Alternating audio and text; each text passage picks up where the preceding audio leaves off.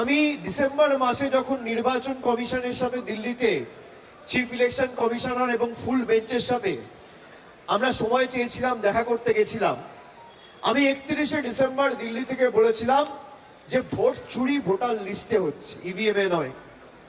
তার কারণ ইভিএম যখন যারা নির্বাচন করায় ফার্স্ট লেভেল চেকিং থেকে ইভিএম র্যান্ডামাইজেশন মক পোলিং 3 বার ইভিএম চেক করার সুযোগ আপনি পাবেন।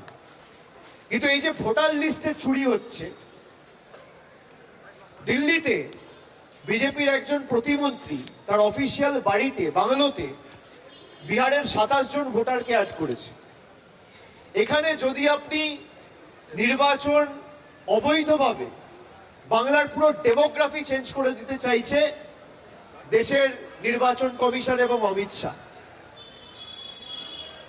এই যে এরা এসে বলে মমতাদি বাংলার ডেমোগ্রাফি চেঞ্জ করে দিয়েছে।